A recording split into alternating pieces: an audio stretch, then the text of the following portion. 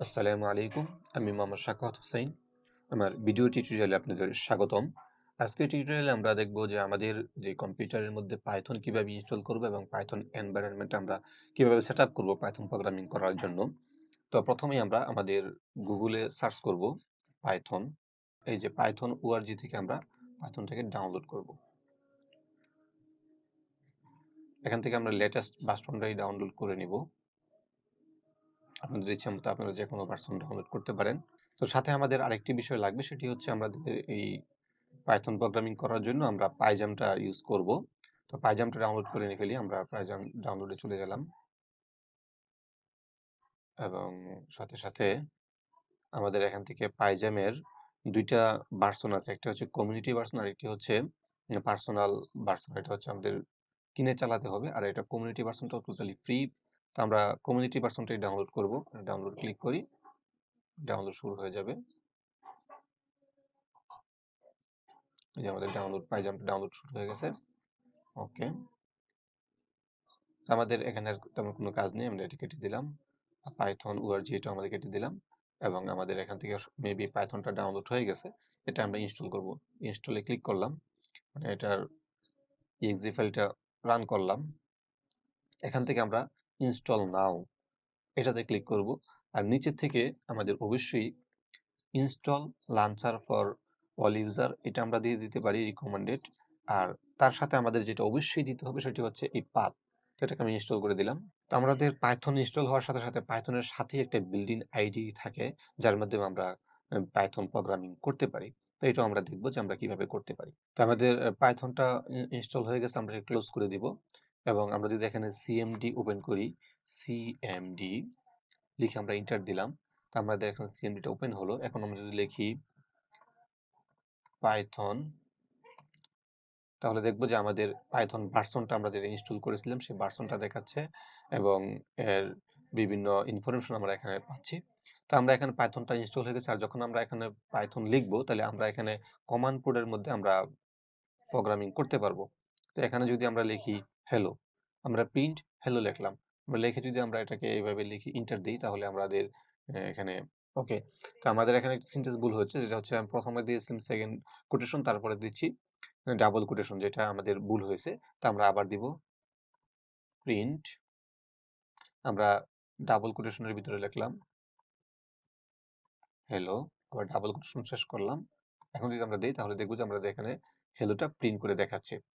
তো হ্যালোটা আমরা যখন প্রিন্ট করে দেখাচ্ছে, তা আমরা এখানে বিভিন্ন ধরনের প্রোগ্রামিং আমরা করতে পারি। যেমন আমি যদি লিখি a equal to 5, b equal to 6, a plus b, এই যে আমাদের এটা দেখাচ্ছে যে আমাদের এ এবং বি দুইটাকে যোগ করে আমাদের রেজাল্টটা দিয়ে দিচ্ছে। তো এটা আমরা এক লাইনেও করতে পারি, যেরকম আমরা দিতে পারি যেমন 20 প্লাস 30।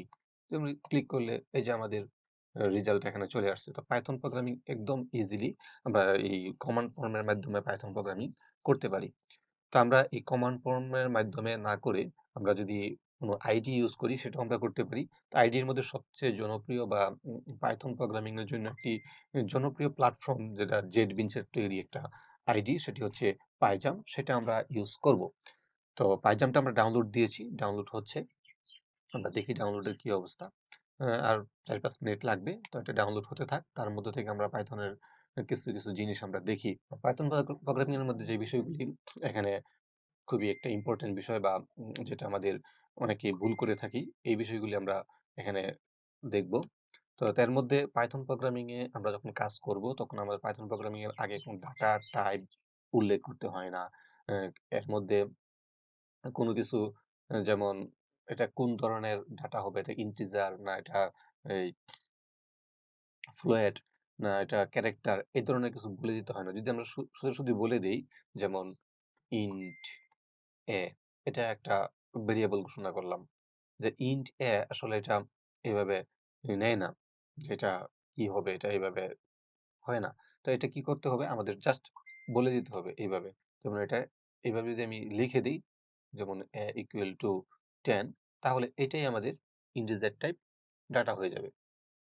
তারপর আমরা যদি চাই যে এটাকে আমরা একদম স্পেসিফিক ইন্টিজার টাইপের ডাটা করতে চাই, তাহলে আমরা লিখব ইন্ট, এর মধ্যে থাকবে এ। এই যে এটা ইন্টিজার এ আমাকে দিয়ে দিচ্ছি, যে এটা ইন্টিজার টাইপের একটা ভেরিয়েবলের মধ্যে দেওয়া হচ্ছে ইন্টিজার টাইপ এ। তো এইটাও আমরা এইভাবে দেখতে পারি। তো এখানে এই বিষয়গুলি আমরা, এখানে আরেকটি বিষয় আমরা ক্লিয়ার হবো, যেটি হচ্ছে পাইথনের মধ্যে সবচেয়ে গুরুত্বপূর্ণ একটি বিষয় হচ্ছে ইনডেন্ট। ইনডেন্টটা কি? আমরা যদি লিখি ইফ 5 গ্রেটার দেন 2, এটা অবশ্যই একটা কন্ডিশনটা অবশ্যই ট্রু। এখন যদি আমরা এটাকে এখানে লিখবো যে প্রিন্ট, তো এটা লিখলাম, জাস্ট এটা লিখে দিলাম যে 5 ইজ বিগ টু, মানে 5টা 2 থেকে বড়। এটা অবশ্যই সত্য। তো এটা যদি আমরা প্রিন্ট করি, এখানে একটা এরর দেখা যায় যে ইনডেন্টেশন এরর। তো ইনডেন্টেশন এরর হওয়ার কারণে আমার এটা হচ্ছে না। তো এটাকে আমরা কিভাবে ফিক্সড করতে পারি? তো এটাকে যদি আমরা ফিক্সড করতে চাই, তাহলে আমরা এইভাবে লিখব ইফ 5 2, একটা ইনডেন্ট, একটা ট্যাবে একটা ক্লিক করব, ট্যাব বাটনে ক্লিক করলে আমরা একটু দূরে সরে যাচ্ছে। এটা হচ্ছে ইনডেন্টেশন। এটা খুবই গুরুত্বপূর্ণ একটি বিষয়। যদি আমরা পাইথন প্রোগ্রামিং এ কাজ করি, তাহলে এটা আমাদের মাথায় রাখতে হবে। আমাদের এই যে ইফ একটা ব্লক তৈরি করলাম, সেই ব্লকের ভিতরে আমাদের কোডগুলি, ইফ এর যে কোডগুলি থাকবে সেটি ইফ ব্লকের ভিতরে রাখতে হবে। এখন যদি আমরা লিখি যে প্রিন্ট, এটা আমরা লিখবো, তো এটাকে আমার ইনডেন্টেশন করতে হবে। এই যে ইনডেন্টেশন করে ফেললাম, এন্টার দিই। এই যে এখন আমাদের এটা প্রিন্ট হয়েছে। মানে প্রথমত আমাদের ব্লক থেকে বের হলাম, তারপরে যখন আবার এন্টার দিলাম, তখন আমার এটা কি এই প্রিন্টটা দেখাচ্ছে, এটা প্রিন্ট হয়েছে। তো এটা হচ্ছে আমাদের সিনট্যান্স, যে যখন আমরা ইফ বা ইলস, ইফ, তারপরে হচ্ছে যেমন ফর, বিভিন্ন ধরনের হোয়াইল, এই ধরনের লুপ আছে, তারপরে কন্ডিশন আছে, যখন আমরা এগুলি অ্যাপ্লাই করব, তখন আমাদের ইনডেন্টেশনটা অবশ্যই লাগবে। অর্থাৎ আমরা যে ইফ এর মধ্যে আছি, সেই ইফ এর থেকে একটু টেবের মাধ্যমে একটু সরে আসা, এটাই হচ্ছে ইনডেন্টেশন। তো ইনডেন্টেশনটা অবশ্যই পাইথন প্রোগ্রামিং এর ক্ষেত্রে খুবই গুরুত্বপূর্ণ, এটা আমাদের মাথায় রাখতে হবে। তো এটাই আমরা এই কথা বলতে বলতে আমাদের পাইজামটা প্রায় অলরেডি ডাউনলোড হয়ে গেছে। তো আমরা এটাকে এখন ইনস্টল করব। তো আমরা এখন যদি এখানে দেখি যে আর মাত্র কয়েকটা সেকেন্ড লাগবে। তো আমাদের পাইজামটা ডাউনলোড হয়ে গেছে। এখন আমরা এটা ক্লিক ইনস্টল করব। আমরা এটাকে ওপেন করলাম।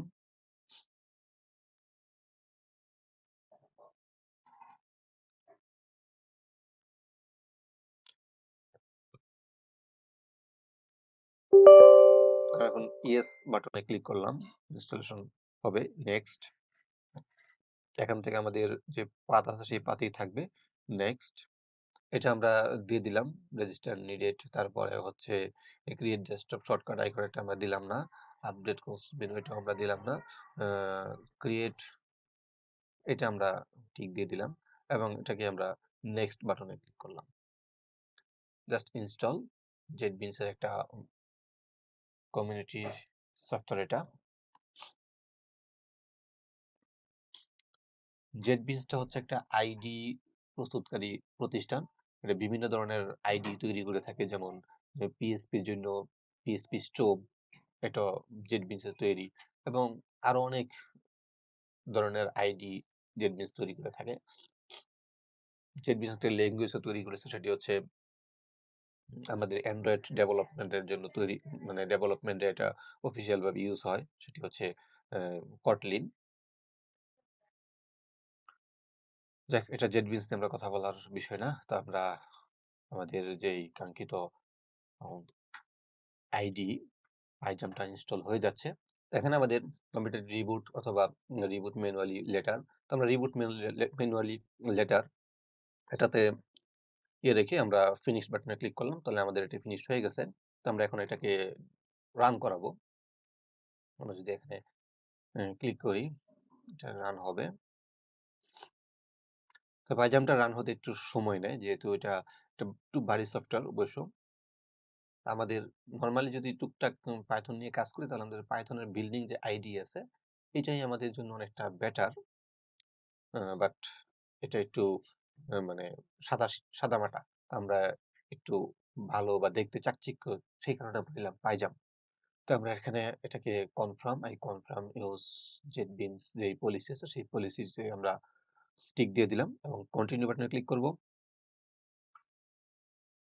উম, এখানে ডাটা শেয়ারিং আমরা ডোন্ট সেন্ড দিয়ে দিলাম। এটা আমাদের পাইজামটা এখন রান হচ্ছে। তো আমাদের পাইজামটা এখন রান হয়ে গেছে। তো এখন আমরা কিভাবে কাজ করব? আমরা অবশ্যই আমাদের এখানে নিউ প্রজেক্টে ক্লিক করব। একটা প্রজেক্ট তৈরি হয়ে যাবে। লোকেশন, এটা হচ্ছে লোকেশন। এটা new environment, environment variable. Paijam নিজে থেকে একটা এনভায়রনমেন্ট ভেরিয়েবল তৈরি করে নিবে।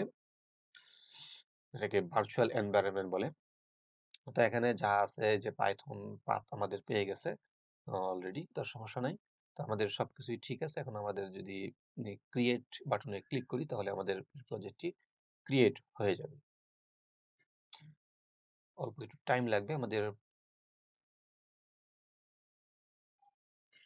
এনভায়রনমেন্ট তৈরি হচ্ছে, অর্থাৎ এই পাইজাম কি করবে, একটা এনভায়রনমেন্ট সেট আপ করে দিবে, যে একটা কি বলে এটাকে ভার্চুয়াল এনভায়রনমেন্ট তৈরি করবে পাইথনের মধ্যে। ভার্চুয়াল এনভায়রনমেন্ট এটা খুবই গুরুত্বপূর্ণ একটি বিষয় বা খুবই ইন্টারেস্টিং একটা বিষয়, যেটা আমাদের আহ, পরবর্তী একটি ভিডিওতে পাইথনের ভার্চুয়াল এনভায়রনমেন্ট নিয়ে আমরা আলোচনা করব।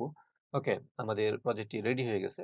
এখন যদি আমাদের এটাকে এখানে রান বাটনে ক্লিক করি তাহলে আমাদের যদি কোনো কোড এখানে করে থাকি সেটা আমাদের এখানে রান করে দেখাবে যে কি হচ্ছে। এই যে process finished with execute code 0, মানে কোনো কিছুই করা হয় নাই। তো এটাকে আমরা এই যে এখানে যে কোডগুলি আছে সেই কোডগুলি আসলে কিছুই না, আমরা এগুলোকে কেটে দিব। সমস্ত কোডগুলি কেটে আমাদের নিজের মতো করে আমাদের এখানে কোড লিখবো। তো এখানে আমরা কিভাবে লিখতে পারি? যদি আমরা লিখি প্রিন্ট হ্যালো, প্রিন্ট হ্যালো লিখলাম। এটুকু লিখে যদি আমরা এখানে আবার রান করি এটাকে, তাহলে দেখবো যে আমাদের এখানে যে হ্যালোটা প্রিন্ট হয়েছে। তো এটা হ্যালোটা প্রিন্ট হয়েছে। তো এরকম ভাবে আমরা যে কোনো ধরনের আমরা লিখতে পারি। যদি আমি এখানে একটা ভেরিয়েবল নিলাম equal to 5, just b b b equal to 5, এবং এটাকে আমরা এই a plus a plus b, হ্যাঁ, এটা যদি আমরা এখানে এইভাবে দেই, উম, তাহলে কি হবে? দুইটাকে হবে, দুইটাকে আমরা প্রিন্ট করতে হবে। প্রিন্ট, এটা যদি আমরা এই তিনটার মান আমরা রাখলাম সি এর মধ্যে, তো সিটাকে আমরা দিব এখানে উপরে। এই সিটা ভেরিয়েবল দেওয়া হয় নাই। C equal to a plus b. তো এটাকে আমরা প্রিন্ট করব। যদি আমরা প্রিন্ট করি, প্রিন্ট জাস্ট এখানে ক্লিক করলে আমাদের নিচে একটা রেজাল্ট দেখায় দিচ্ছে যে 10। এই সিটাকে প্রিন্ট করে আমার এখানে রেজাল্ট দেখাচ্ছে 10। তো আমাদের প্রোগ্রামিং করার জন্য, পাইথন প্রোগ্রামিং করার জন্য আমাদের পাইজামের মধ্যে আমাদের এনভায়রনমেন্ট তৈরি হয়ে গেছে। তো এটা একটা সিম্পল একটা বিষয়। তো এটা যারা করতে পারেন নাই বা করতে কোনো সমস্যা হয় আমার সাথে কমেন্টস এর মাধ্যমে যোগাযোগ করবেন। আমি আপনাদেরকে সর্বোচ্চ সলিউশন দেওয়ার চেষ্টা করব। আজকের মতো এখানেই। সবাই ভালো থাকবেন, সুস্থ থাকবেন। সবার সুস্বাস্থ্য কামনা করে আজকের মতো এখানে বিদায় নিচ্ছি। আল্লাহ হাফেজ।